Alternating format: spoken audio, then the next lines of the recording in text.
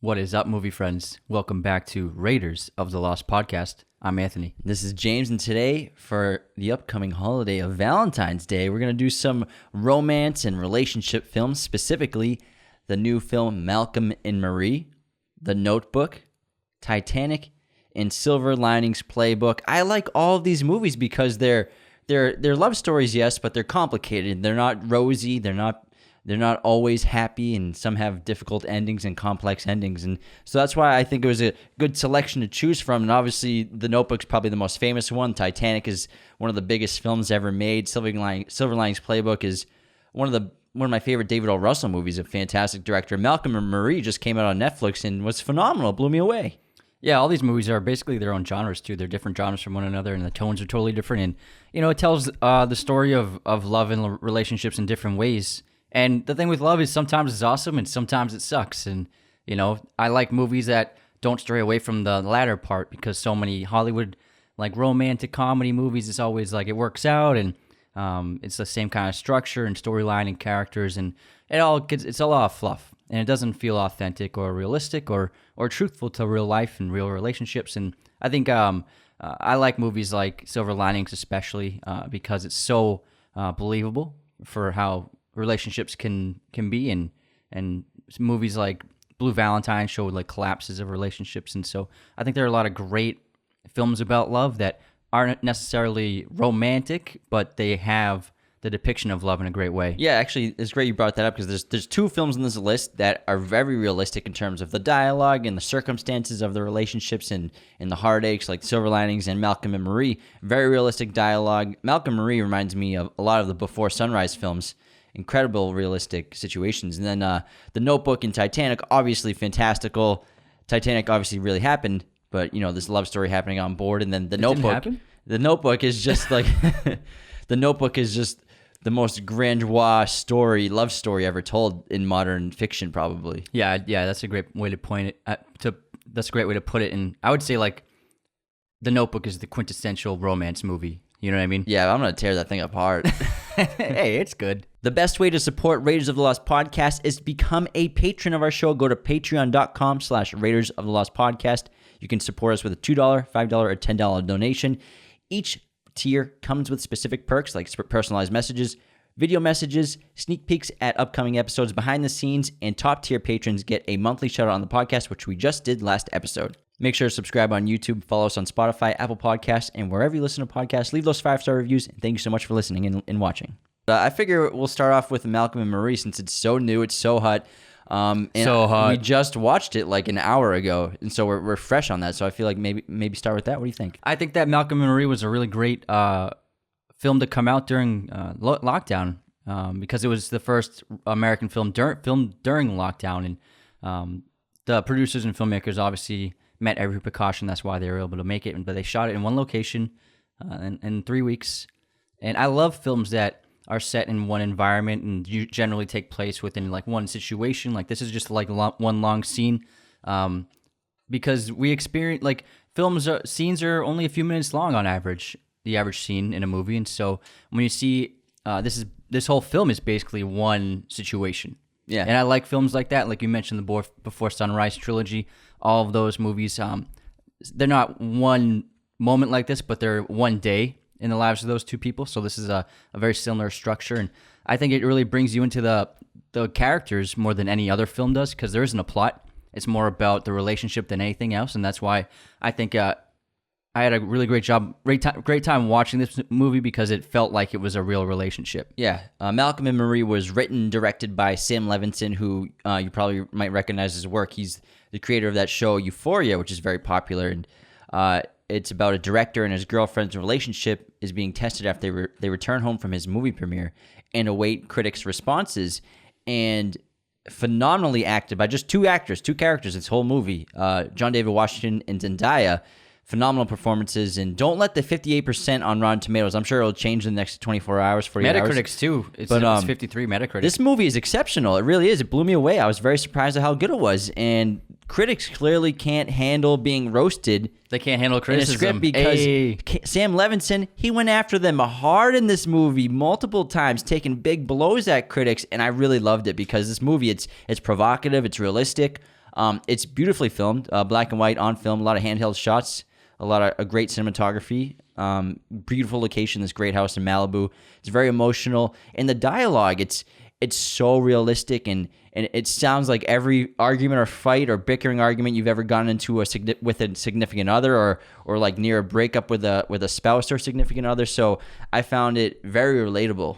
Yeah, and this movie, it isn't romantic. It has bits of romance and bits of affection between the characters in it, sprinkled within. But essentially, this movie is about the penultimate moment before a breakup, I would say. Although it is a bit of an ambiguous ending, but I would say like this is the moment that leads to a breakup. And I think if you've ever been in a serious relationship there and that doesn't work out, we've all been in these situations, and it's tough because we don't want to talk about them too much, and it can be a really harsh moment in your life when you and a significant other have to end ties because it's just not working out. But that's what dating is, and that's what relationships are. And this film shows an example of two people in a relationship, but one person does not feel right in the relationship anymore, while one person is fine with it. And that's what happened with these characters, and it led to this chaotic situation on this one evening where they both come to the realization that maybe it's not going to work out. Malcolm, the character, has just premiered his first feature film, and it's a big success. And Sam Levinson brilliantly shows you the mood of both characters in their space of their relationship. And obviously, Malcolm's very excited. He comes home, he's dancing, he's drinking, he's doing this all alone, while Zendaya's character Marie is basically showing you with her a great nonverbal acting by Zendaya, how displeased she is with the situation, with the relationship. He shows you right off the bat that there's something wrong with this relationship, and it could be the end of it, probably in this altercation. Yeah, and Malcolm is very much aloof about her feelings, and he obviously can't interpret from her body language and her lack of enthusiasm in communicating with him in that moment how she really feels. And the reason why she feels this way is that this was a big moment for their relationship, not just the film. And it was a moment that Malcolm flubbed, because when he got up and thanked everyone for the film in front of the audience, he thanked everyone imaginable except for Marie.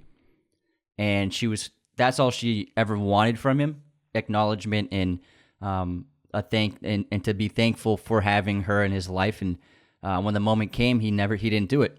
And so I think the entire relationship, she was waiting for this moment for him to acknowledge her in a deep way, and he didn't do it. So that ended up, I think, making her decide in this night, I'm not going to be with you anymore. Yeah, there's a few things that crop up into her unhappiness with the relationship, or her unhappiness with Malcolm, and Sam Levinson does a great job. Thinking back to any argument or disagreement or fight I've ever had with an ex or a significant other, and it's sort of this balance of back and forth between who has the power in the conversation and who loses the power in the conversation, and they both separate times just go cool off and just think to themselves, and they come back with something else to get the power back in the situation and get the power back in the conversation to kind of keep steering it in their direction to sort of win these arguments, win these debates, win these fights in relationships, to kind of be the person on top and who kind of wins it all. And he does it so well. And another reason why Marie's so upset with Malcolm, because she believes that a lot of the inspiration of the character in the film that he made is based off her personal life and her experiences. And that's kind of something we learn about halfway through the film. Yeah, they keep revealing different things because what happens in relationships a lot, and it's really well depicted well in this, is that you don't always voice your concerns, and you don't always voice things that you don't like because you don't want to offend the other person. You don't want to risk causing a fight. And so a lot of people, they try to avoid confrontation. They want to avoid fights and disagreeable moments. And so I think what happened with these two characters is they both held on to so many pent up moments that brought anger within them, and they built resentment towards each other over time that obviously we didn't see, but it's just exploding out in this night. But obviously these two people have been keeping things to themselves that they have been wanting to voice for a long time, but have just been polite instead, rather than starting confrontations in the relationship. And I think it happens a lot in relationships, and then it always reaches a point where it just bursts out. And it, unfortunately, with a situation like this, it's because these two characters never worked on the relationship, they're going to end up exploding and failing because of it. Yeah, I guess you could say when you said there isn't really much of a plot, I guess their motivations individually are Zendaya's character Marie is trying to find motivation to stay in the relationship, to stay with Malcolm. And then Malcolm is trying to figure out how to keep Marie in his life. And those end up what being their two main goals at the end of the film. And like you said, they did end it ambiguously with that beautiful shot of the beach through the window. Yeah, and they're also trying to absolve themselves of responsibility for the destruction of the relationship. You know, they're trying to place blame on the other over and over again, and then reveal hidden things that they've been holding on to without revealing in the past to absolve themselves of accountability. And it's this back and forth. They keep doing the same thing of revealing something like, for example, Malcolm reveals that the character is only partially based on her, and he lists off several other women from his past that he based the character on, but she never knew that because he never told her. So he was always keeping that a secret and never mentioned it to her. And so things like that, these little problems, they turn into growing resentments. And so the lack of communication, which is the number one thing to keep a relationship strong, was obviously the cause of this whole mess. Yeah, and then she also reveals that she wanted to be cast in the film, and she didn't really audition for the role because she didn't think that Malcolm wanted her to be in the role, because she wanted to be an actress, and he clearly mentions that she's talented multiple times, and she actually gives a fantastic fake audition towards the end of the film, which I won't spoil it too much, and it's kind of a terrifying scene, but it's a great way for her to show that she could have done the acting, if not better than the actress in the film that portrays the character in Malcolm's movie. And again, it's like this back and forth power struggle of this conversation of kind of like who's got the upper hand in the relationship. And you're right, kind of just to get rid of your responsibility. Yeah, and this episode of Raiders of the Lost podcast is brought to you by our friends at Manscaped. Valentine's Day, it's here, fellas. Make sure you're ready for wherever that special night might take you. Our friends at Manscaped are the global leaders in men's below-the-waist grooming, are here to tell you that you need to use the best tools for the job so you can be ready for anything on that special day. 2 million men are trusting Manscaped products to groom, and make sure you're one of them. We have their Lawnmower 3.0 groomer. It is amazing. It's gentle to your skin. It's waterproof. It has a light on it. It's the best clippers, buzzers I've ever used in my entire life. Their weed whacker is great. We use their deodorizers, their deodorant, their cleaning wipes, their briefs, their t-shirts. Kyle, their rep, has sent us everything. So thank you so much for Manscaped. Use our coupon code Raiders of the Lost at checkout for 20% off and free shipping. Again, coupon code Raiders of the Lost at checkout for 20% off and free shipping year round. This is an amazing gift, amazing products. Get it ASAP. The thing with relationships is, to some extent, in every situation, it's always to some extent. Sometimes it's a big difference, sometimes it's a very minuscule difference, but someone has a little more power over another person in a relationship. That's just the way it is. That's social dynamics at work. And I don't think two people are fully balanced in power. And with this relationship, Malcolm has had power over Marie the whole time. And we learned that he helped her get clean and helped pretty much save her life in a way. And she obviously helped him a lot as well. But he holds all the cards, essentially. And she has been put to the wayside because of it, because he's so obsessive about his work. And she reveals that he's pretty emotionally stunted, but he in real life, but then he puts all of his emotions and feelings into his work. And she has just been, over the last few years, just putting up with him, hoping that he'll eventually open up and allow more of her in the relationship, but it seems like that's never going to happen. Yeah, she says this great thing in the film where Marie tells Malcolm that when he knows someone loves him, that's when he starts to ignore them. And then it's not until he knows he's about to lose that person that he pays attention. So that's kind of what she's been wanting, is for him to pay attention to him, just because she made the mistake apparently of letting him know that she loves him. And then her threatening to leave gives her power back. And so that's why the power dynamic shifts when she threatens leaving. And that's why he loses his power. So then he becomes desperate to give her attention.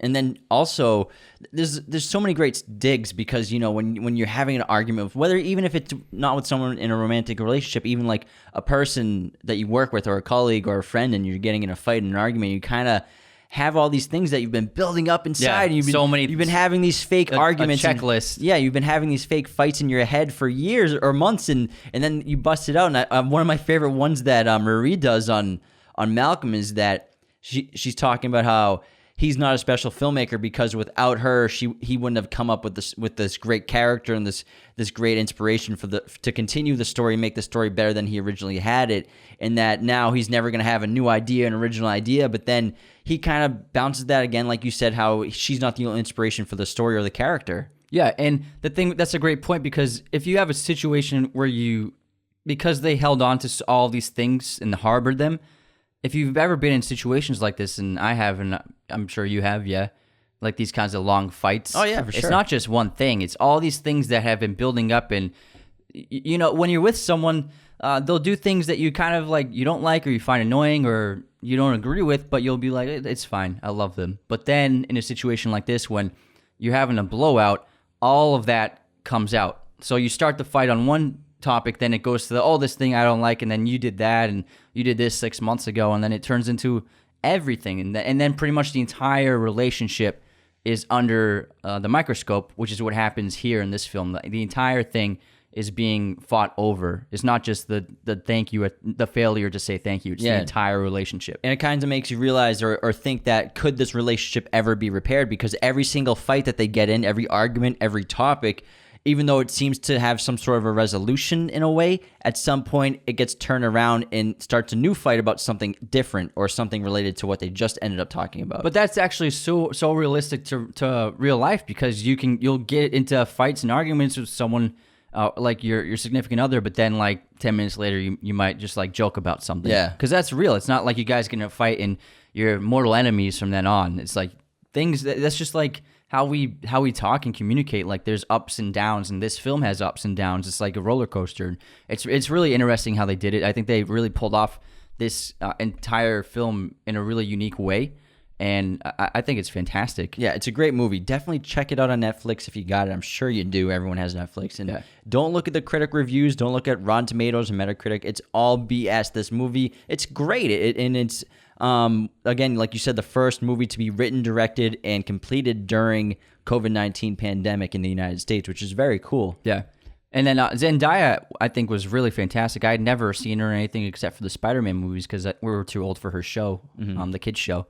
But she really pulled off this film, and it was great to see her range in this. Because I had never seen Euphoria, and so I realized she has a lot of potential, and she's definitely going to be a big star. She already is, but she's going to be an acting powerhouse over the next couple of decades. And she actually did her own hair and makeup in this movie because it was very low budget, and she wanted it to be as realistic as possible. So in a lot of the shots, she's not even wearing makeup, and she did her own hair, and all of the clothes are her own clothes that she picked out for the role. So she was very much involved in trying to make this portrayal seem as real to a person as possible. And yet we have another project showing us all how talented John David Washington, the son of the great Denzel Washington, and there's a cool connection between the story or reference where Malcolm refers to the critic who says he's the next Spike Lee. John David Washington plays Malcolm. He worked on Spike Lee's movie Malcolm X. He's an extra in one of the scenes, and also worked with Spike Lee in BlacKkKlansman. And his father, Denzel Washington, played Malcolm X in Spike Lee's movie Malcolm X. So it's actually pretty cool. And one of my favorite parts of the script, it's like a brief little thing. It's one of the conversations that Malcolm's going on in one of his rants when he reads a review, is he's talking about how just because he's a black filmmaker who has a movie with a black lead actress, it doesn't mean his movie's about race. It's not about racism. But the media and critics will all spin it as a film about racism, and I think what they're trying to say is a black director can't just make a movie and just be a director. It automatically has to get compared to other black directors and other black films about racism or similar topics.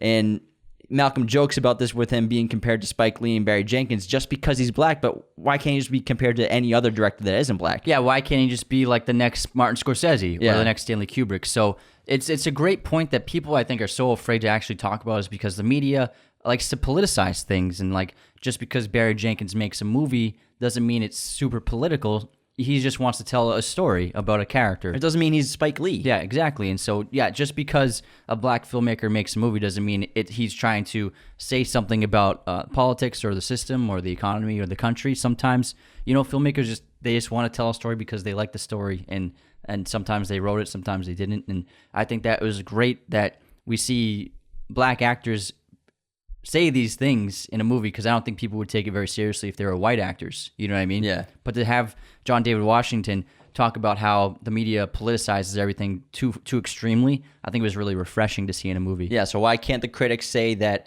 Malcolm is the next Scorsese? Yeah, exactly. But again, this is a great movie. Check it out as soon as you can if you like movies. And I know this is a Valentine's Day episode, but I think that it's important to showcase films that aren't just perfect endings and perfect love stories, because that's what real life is like. Yeah.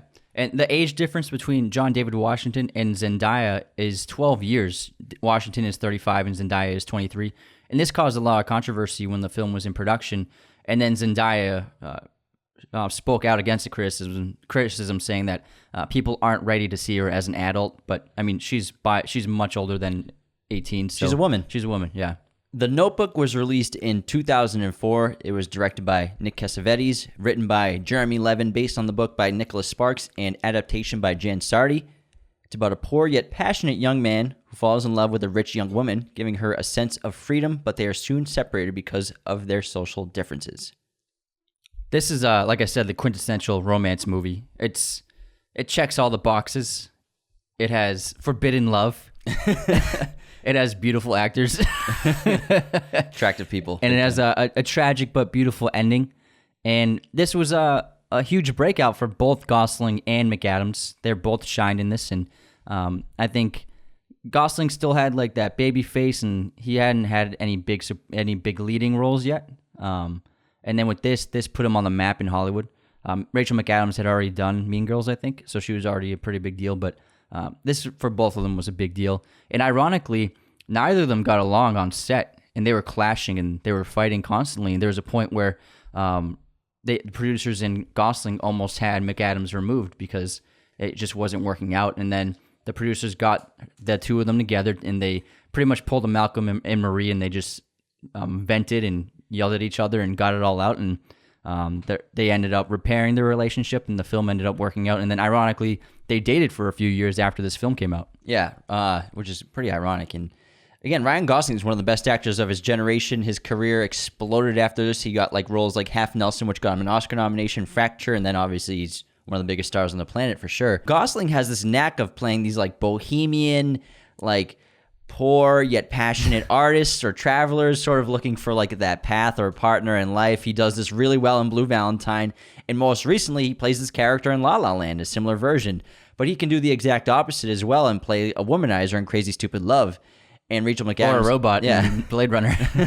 And also be in love with a doll in Lars and the Real Girl. So he's all over the place. And then Rachel McAdams, very talented actress. We saw her amazing performance in Spotlight recently. I think she's effectively charmed her way into everyone in America and in the world's hearts with all these. She's been in a lot of romantic comedies, a lot of romance film, and a lot of great comedies in general. But not romantic comedy. She's more romantic films. Yeah. She's not doing the rom-coms like she's doing like The Time Traveler's Wife. It's like a romantic epic. You know what I mean? And the Vow. The Vow, yeah. And she's a very talented actor, and I think she just exudes a great amount of natural charm, which I would say like maybe this character is a lot like her in real life. Yeah, probably. And she steals every scene she's in, and she's great as this like Southern belle.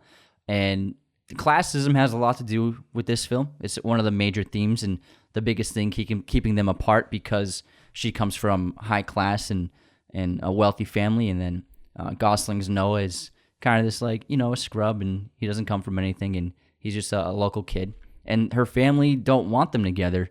And there's something about a forbidden love that makes it a little bit more powerful. Like when forces are pulling a relationship apart, then that makes it more, I feel like the audience gets more invested for them to find a way to be together. Yeah, this is like that classic movie love story decision, which we see in Titanic as well, that a lot of female characters have had in Hollywood and in stories, which I'm not a huge fan of. But if like you're given the choice to follow your heart with this passionate person, this passionate man who doesn't have a nickel to his name or a plan for his life, or make, you know, the safe decision that your family wants you to make with this financially successful man, this respectable lawyer, whose path is already set, and I'm sure you'll live a comfortable life. And then I get both decisions. You know, if I was given the choice between two women, one like Gosling's character Noah and one like Marsden's character Lon, I could see the appeal to both decisions. Do I choose the woman who will help make my life potentially more exciting and passionate, but could still lead to unhappiness? Or do I choose the woman who could make my life more comfortable and be my sugar mama? Just kidding. Insecure and laid out, and maybe I never find happiness that way, though. So it's a tough decision, pros and cons to each one. This episode of Raiders of the Lost podcast is sponsored by movieposters.com. Use our special coupon code Raiders15 to get 15% off your order today. Don't go to Amazon.com. Go to movieposters.com to get your posters today. If you love movies and TV shows as much as us, what better way to express that love than to get posters for your home, for your bedroom? Decorate those walls. If you see our show on YouTube, which I hope you're watching, you can see all these awesome posters that movieposters.com sent us. These are high quality. The printing is the best you can do. They have every size. You can do framing, backlighting, glass, whatever you want. Movieposters.com has you covered. Use our special coupon code Raiders15 to get 15% off your order today. Again, Raiders15 to get 15% off at movieposters.com. Yeah, and it's something that you can see, a theme you see a lot in rom-coms, choosing between like the handsome guy who's got like nothing, doesn't have a cent to his name, or like the very successful boyfriend that the lead actress always has.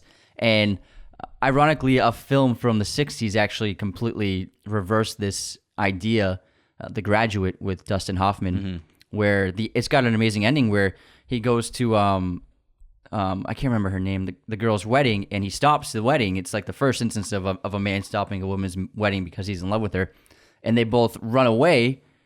They escape the wedding together, and they get on a bus, and they sit on the back of the bus. At first, they were very happy when they got on the bus, and it was like, oh, that was so exciting. Like, this is adventurous, and we can finally be together, and it's all going to work out, and things are great. And then the camera just holds on them for another minute, and after about 30 seconds, you can see their faces kind of drop, and they go from smiling to being pretty serious, and you can see on their faces that they're thinking like, oh shit, did we just make a mistake? Like, what are we doing? And so it kind of like plays with the idea that, you know, it's not always a happy ending. I love that you brought The Graduate up, because I've had several conversations with people about The Graduate and how they misinterpret the ending of The Graduate. It's not a happy ending. Yeah. They are not happy that they ran off together, because you can tell that they immediately regret their decision as soon as the camera keeps rolling for like another minute. So It's so funny. And you know, it reminds me of The Notebook, because I think the first time you watch The Notebook, you're kind of enchanted by it, and it's beautiful, it's emotional, you'll cry, you'll laugh, it'll tear you apart. But then like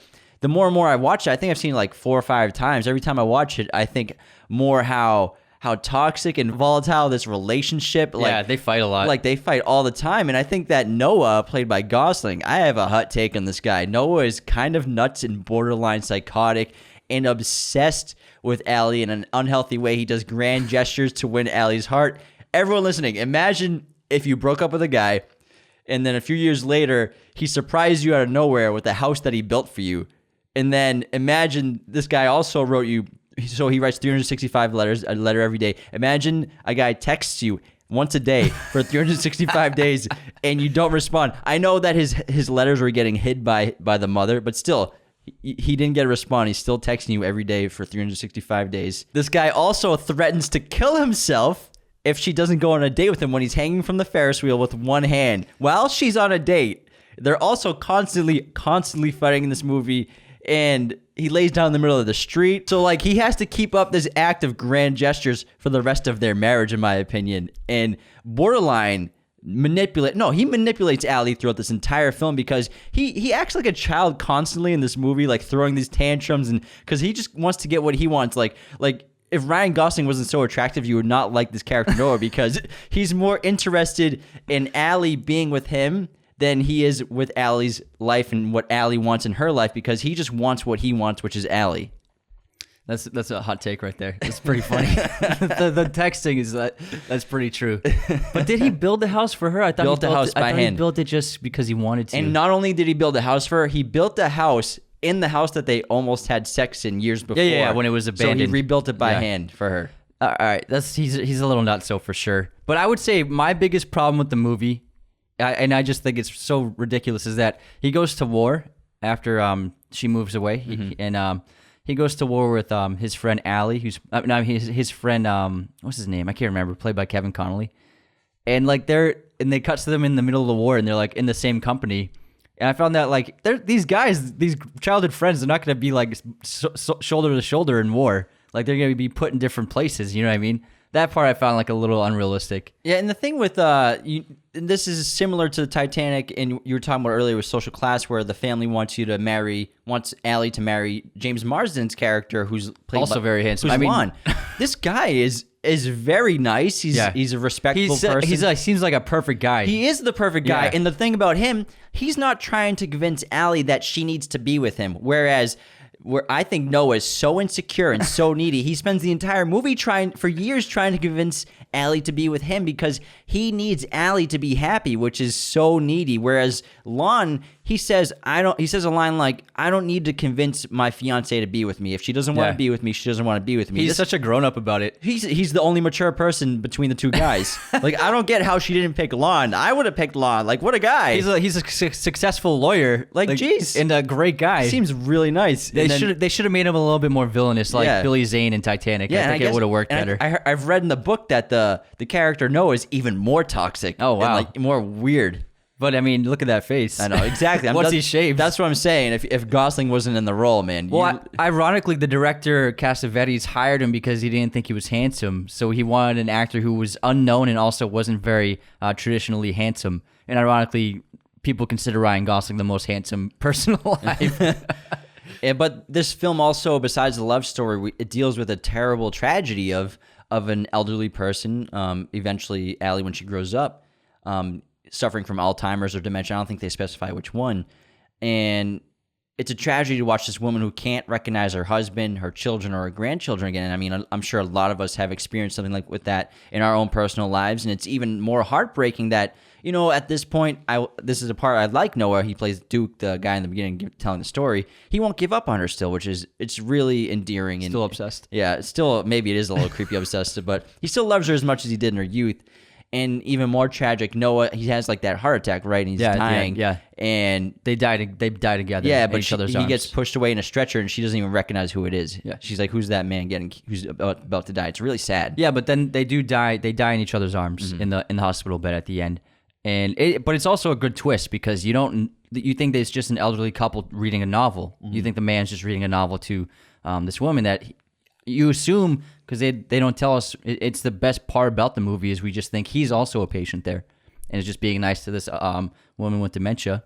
But then there's that great twist at the end where we find out that he's reading their life story, and they're a married couple, and they have that. He tries to have that dinner with her, and then she has that freak out, and she kind of loses control of her senses, and that's I think the most tragic part of the film is when after they have a nice dinner, and then she just flips out, and she has to get taken away by the hospital personnel and kind of tranquilized, and you can see like the despair in his face, and that I think that always gets me. Like that this is a very tragic movie. Yeah. It's very sad. You will cry. Yeah, if you don't cry, you're not a human. Yeah, exactly.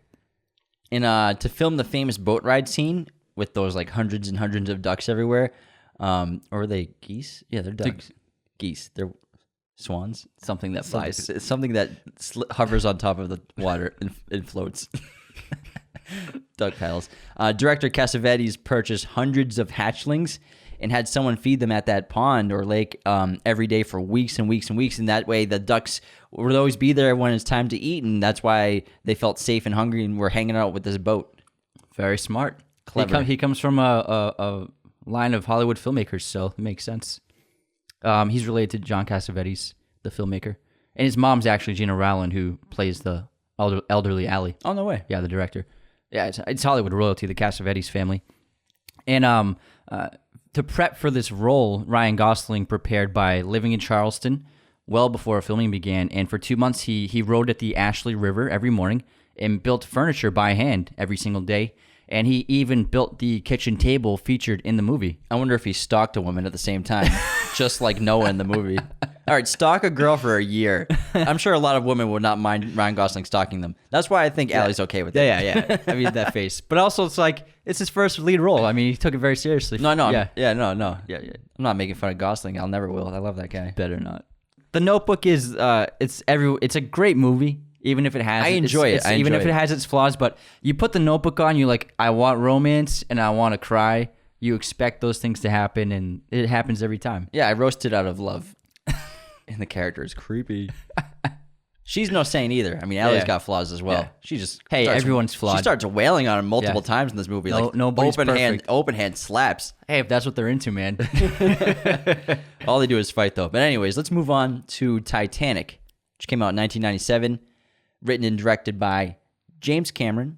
A 17-year-old aristocrat falls in love with a kind but poor artist. Does this sound familiar? About the aboard the luxurious, ill-fated Titanic. Another forbidden love story. Exactly, another social class story too. But Titanic was such a monumental film in the size of it and also the success of it, because I remember when it came out and we went to see it in theaters, and we went to, I think it was Showcase Cinemas in Woburn, in Massachusetts, and then in Landmark in Waltham too. Yeah. And the cinema we went to, that I had a bunch of screens. They had like 20 screens, and they were playing it on like I think half of the screens there, and you could see in the lobby just lines stretching from each screen for people waiting to get in, because everyone was just so excited to see this movie, and it was such a juggernaut at the box office. Titanic was the #1 movie at the box office for 15 consecutive weekends. That's insane. So 15 weekends in a row, it was #1.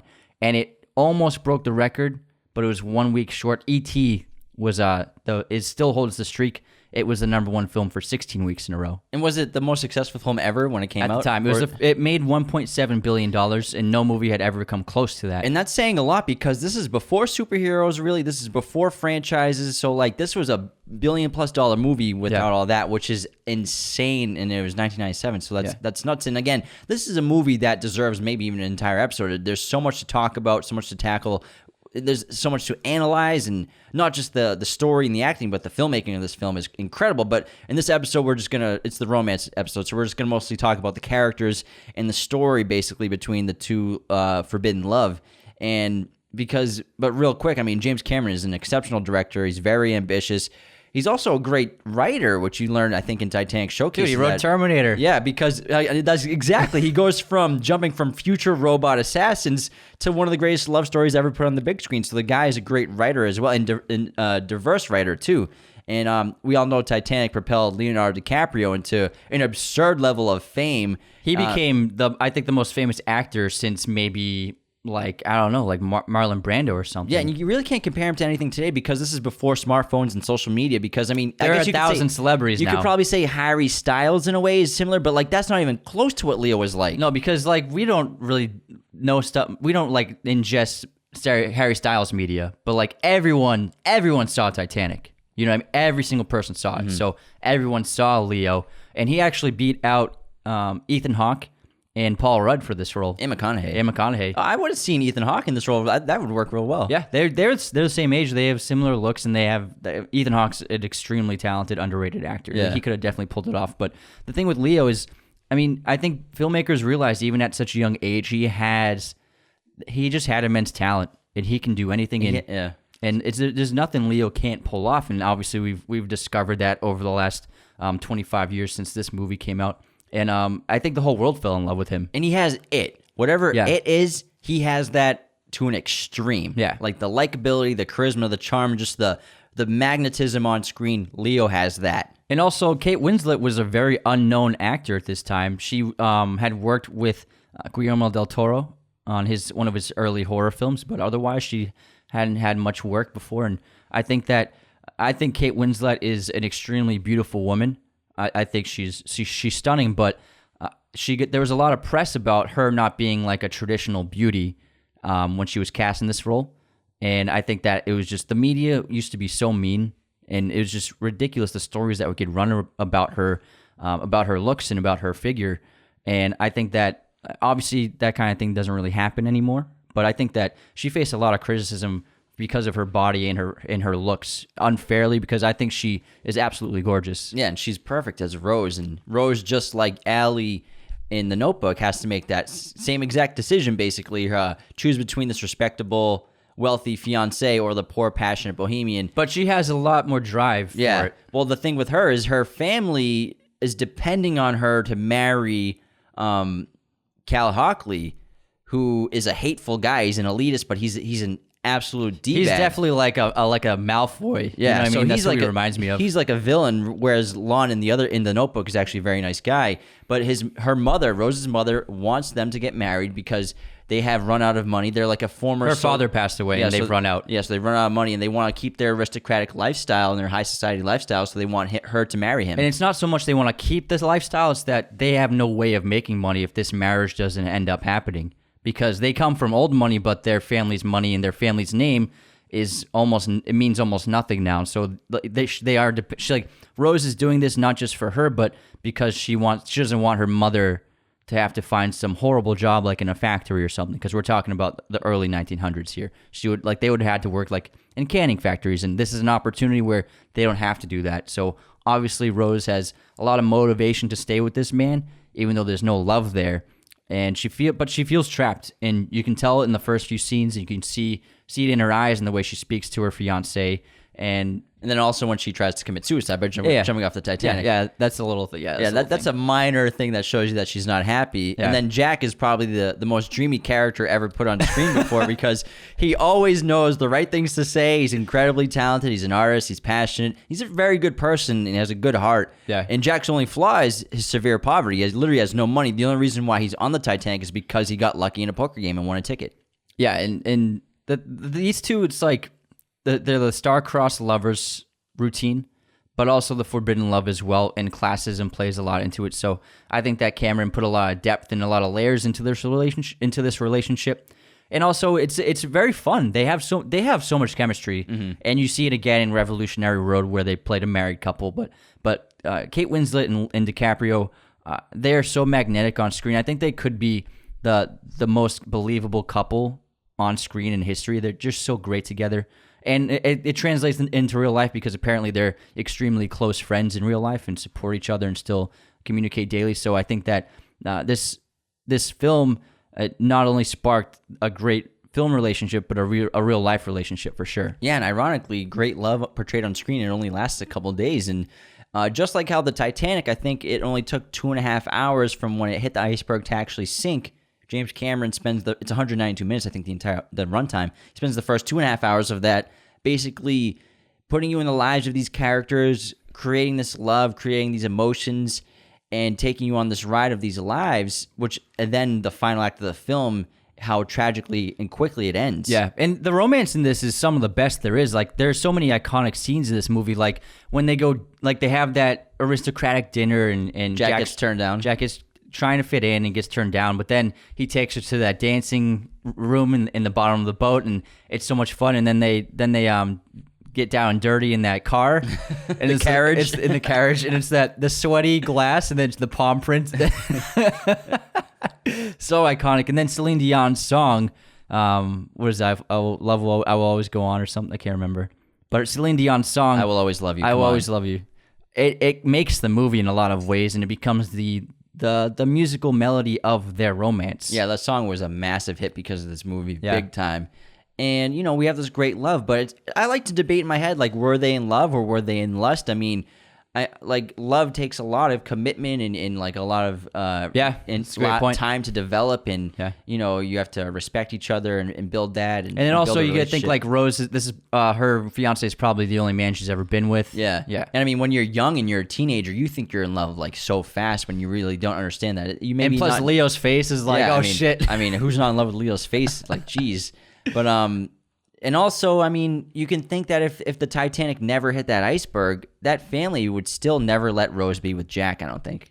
It probably never would have worked out. Yeah. Yeah, you're probably right. And that's maybe that's why Rose decides to not take the lifeboat and get away safely and stays with Jack on the Titanic when it's crashing and sinking. Maybe that's why Rose decides to, if the ship's going to go down, if Jack's going to die and drown, I'm going to die and drown with him. Or you know what? Maybe it would have worked out because she did make that sacrifice and that decision to abandon her family to be with him. I think it's not that she didn't choose to die with him. She chose to be with him no matter what. You know what I mean? And just be by his side, whatever happened. And then you could bounce off that. And then even after she's rescued, she changes her last name to take his last name. Yeah. So I'm getting emotional already. Oh my God. It's such a sad ending. Yeah. Oh my God. But the last hour of this movie is just it's some of the most heart-pounding cinema ever made. Like it's just this like nonstop obstacle course of these two she's trying to free him from the handcuffs and the water's pouring up, and it's like what James Cameron did is absolutely unbelievable. It takes a rare kind of person to be able to like convince studios to let you do these kinds of things, and they were not happy with what was happening on set, and he just kept fighting against them and like sticking to his guns, and he eventually got this made. But this film cost $200 million. It cost more than it cost to build the Titanic. The Titanic cost $150 million to build, and this film cost $200 million to make. Yeah, and I think he had to put up his own salary into the film too. He didn't get paid. Yeah, but I think he made back end and made bank. Though. Yeah. So he put his money into it to become a producer and got gross, which was a good decision. But I mean, I want to talk about this movie in a different episode and go over like just the filmmaking process of this movie because, like you said, the production was intense and insane. I mean, we're talking about flooding these giant studios and all these sets and elaborate film wardrobe and millions of gallons of water, tons of effects, all practical effects almost. The tank they shot the final act in, it was 350,000 gallons. Plus, they made miniatures of the Titanic to like make it sinking, which is such a cool production. It's mind blowing. Well, you know what's so crazy about the Titanic itself is that so the first class that she stays in, Rose, the first class rooms, one of those rooms on the Titanic. At the time, it cost $4,350. In today's dollars? No, at that time, which is the equivalent for inflation today of $75,000. For the entire ride? Yeah. That's insane. Isn't that nuts? That's the thing that people may not understand, how wealthy the people in first class of the Titanic were. We're talking 1%. That's what the ship was built for. It was built for transporting the wealthy from A to B. And then there were just a bunch of cabins on the bottom that they were able to fill out. And so the Titanic was built for luxury and for the luxurious. And if you see photos of the Titanic, it is a beautiful ship on the interior. They did a great job replicating it, and it's a phenomenal ship, and it's a great tragedy because not only of this love story, this fictional love story, but also because it really happened. Yeah. The sinking and the crash into the iceberg. Yeah, it was an incredible film and a tragic story, and James Cameron obviously made one of the craziest, most successful films of all time. And I promise we will talk about it way more in depth some other episode, but this is Valentine's Day, so let's move on to our final film of the episode, which is Silver Linings Playbook, which came out in 2012, written and directed by David O. Russell. After a stint in a mental institution, former teacher Pat Solitano moves back in with his parents and tries to reconcile with his ex-wife. Things get more challenging when Pat meets Tiffany, a mysterious girl with problems of her own. I adore this movie. It's one of my favorite movies of the last decade. I no matter how many times I watch it, I think it's so great. And David O. Russell, he really revolutionized his career. The last great film he made was Three Kings, which was in 2003. So it had been a long time since he made a good movie, and his career was kind of in flux at the moment. He got a lot of bad press and stuff. So I think he needed something like this. And you could argue David O. Russell could have had probably one of the greatest 3-year runs of any filmmaker, because within 3 years, David O. Russell made The Fighter, Silver Linings Playbook, and American Hustle.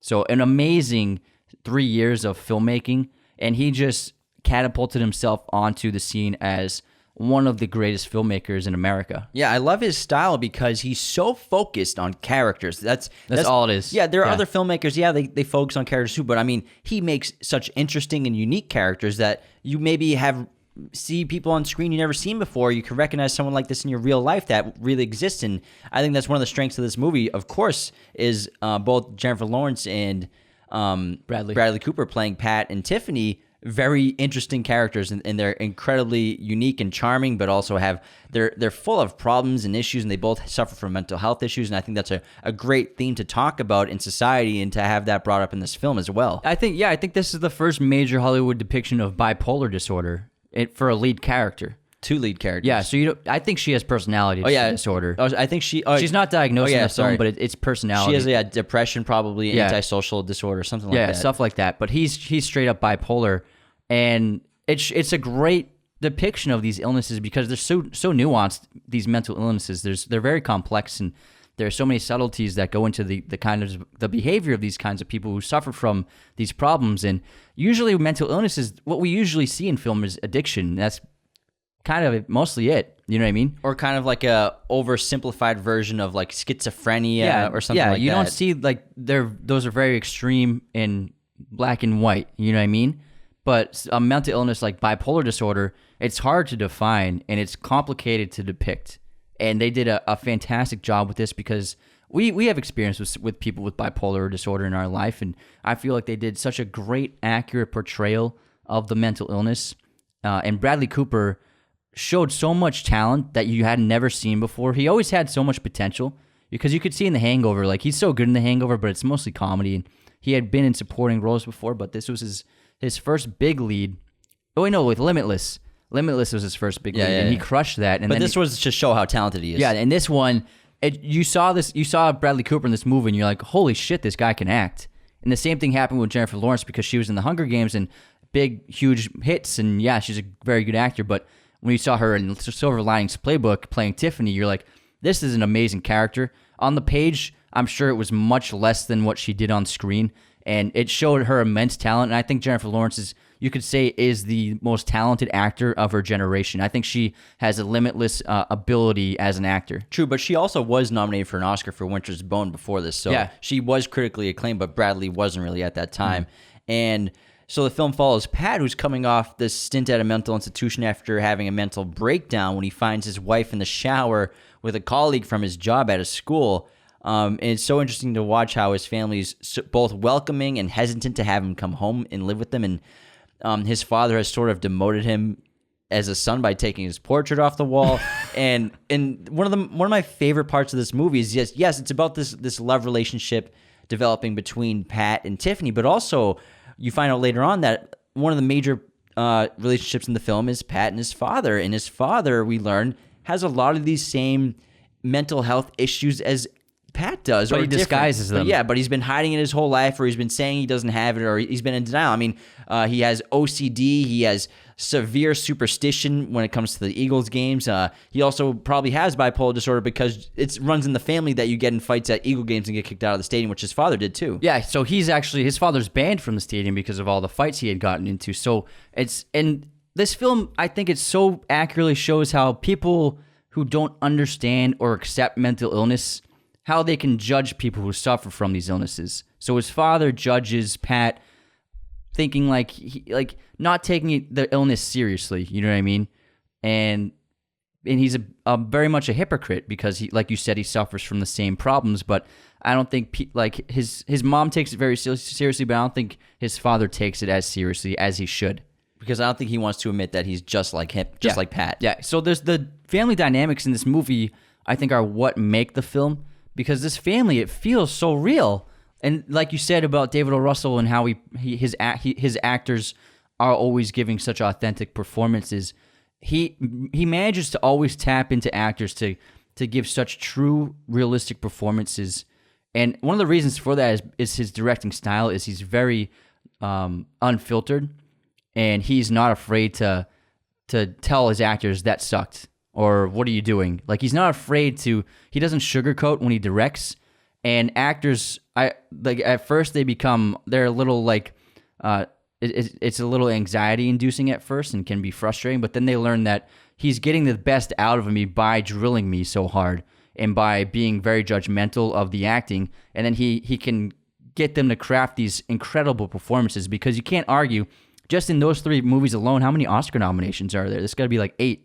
Just in 3 movies. So he has an innate ability to really help actors get to where they need to be. And plus, I love and adore the way he films like conversations and discourse, and like he'll take the camera, it's just like a wide angle lens, like handheld, you're in these conversations with these people. You feel like you're in the room with them because he's just taking you through the room, and you hear there's a conversation over there, but you can hear that just as loud as the conversation on screen, like right in front of the camera, and everyone's loud because that's what it's really like when you're in a house full of people and when you're with your family and the football and the game's on. And yeah, it's chaos, and you're screaming. And they're screaming over there. They're louder than you, and so he really brings that realism so well to a film. And in terms of the relationship itself between Pat and Tiffany, I think it's easily one of my favorite romances because it's so untraditional and it's so against type because they don't think it's happening. You know what I mean? They both of these people, they need each other, but they don't even realize it. And at first they're using each other. So Tiffany's using Pat to help with her dance so that she can compete in the contest. And then Pat is using Tiffany as a way to show his ex-wife that he is recovered and become a more sane person. So they both are using each other for different objectives for their own personal goals. But what ends up happening is they unknowingly need each other and are falling in love, and their bonding is the best thing for them to get through both of their mental illnesses. Yeah, I think Nikki's the first. I mean. And I think Tiffany's the first one to realize that there are real emotional feelings developing between the two because she eventually she starts using that leverage of the dance to obviously get him to dance with her, but the leverage of the communication with Nikki to get the to letters. Dance. Yeah. And then also she is enjoying getting closer to Pat, and when she finds out that it's coming to an end, she's kind of sad about it at the end, and she thinks that Pat's going to choose Nikki over her. Yeah, but ultimately, like, that's what is... It's very romantic where Pat had written that letter to her professing his love, but she didn't even want to read it because she thought that he was just going to do the dance with her and then that would be it because Nikki came to the competition and so she became very insecure about that. And it's not like a typical rom-com climax, and it's kind of like things just kind of unfold, and it's not perfectly structured, and it feels like it's on the fly, which real life is. You know what I mean? Yeah, like when he chases after the dance is over and reads the letter to her while she's crying, and it's really emotional. And I love the way it ends too, where it's just like kind of just like a happy Sunday at the house, and it's great, and they're gonna obviously it's not gonna be a perfect relationship, but they seem happy for the first time in their lives. Yeah, this movie essentially is about two dysfunctional people who find each other and they fit together well, because they're kind of outcasts in terms of being around other people. Like there's that moment when they have the dinner and they first meet and they're talking about the medications they've had. Yeah. And it's just so funny. And the other people at the dinner table are like, what the hell? Like, what are they talking about? So they suit each other perfectly. Yeah. And David O. Russell comes up with such interesting and fun scenes, like that dinner scene with the medication, but also like he's wearing the Eagles jersey there, and then like waking his parents up at 4 a.m. screaming about Hemingway because he was unhappy with how that ended. But again, this is a glimpse at, like you said, how do you portray bipolar disorder so well on camera or in a book or in a story, and that's a great way to do it is with scenes like that. Yeah, and this is actually a very personal film to O. Russell because his own son actually suffers from bipolar and OCD.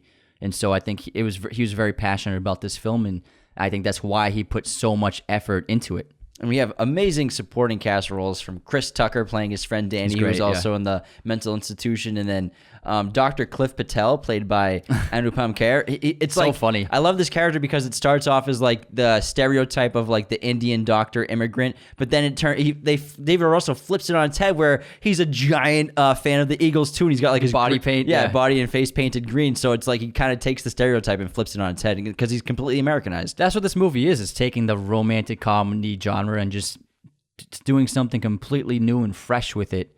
And that's why I love this movie so much. And I think it's hands down one of the best acted movies this century. It's unbelievable. The entire ensemble is absolutely fantastic. And Jackie Weaver, we got to shout her out. She's so good in this movie. Yeah, she's unbelievable. And I think this movie also revitalized Robert De Niro's career because he had been in so many, those like cheesy action movies and cop movies and, just making those paychecks, which is nothing wrong with that. But then he got Oscar nominated for this film, and he really brought it this time. And you're like, oh shit, yeah, that is Robert De Niro. Yeah, because you're right. I mean, De Niro, we've been living with this guy in our entire lives in all of his movies, and in those early 2000s, he wasn't doing that many interesting roles, and then this one just knocked you back with how you forgot how charming the guy is and how good at acting he is, and He's one of the best ever. And again, as much as it is about that love story between Pat and Tiffany, a lot of it is also about Pat and his father trying to come to terms with their relationship, and how Pat's father needs to realize that the apple didn't fall very far from the tree. Yeah, 100%. And I adore this movie. I think if you haven't seen it, definitely check it out. And that concludes our Valentine's Day relationship romance episode. Thank you so much for tuning in. Some of these movies we're definitely going to touch on again at some point, like Titanic. Silver Linings definitely deserve to have longer, more in-depth episodes because they're such phenomenal films. Malcolm and Marie was so good. Check it out on Netflix. And The Notebook, it's classic. You got to watch it ASAP for your Valentine's Day evening. Hey, everyone, good luck on Valentine's Day. And have a lovely... If you don't have a date on Valentine's Day, who cares? Live your life. Live your best life. Get a pizza. You don't need anybody else. You're single, independent, and powerful. Let's go. Bye. Take care. Thank you for watching Raiders of the Lost podcast. Hit that subscribe button and notification bell. Listen to the audio format of Raiders of the Lost podcast on Spotify, Apple Podcasts, Google Podcasts, and wherever you listen to podcasts. New episodes every Monday and Thursday. Support us on Patreon at patreon.com/Raiders of the Lost podcast.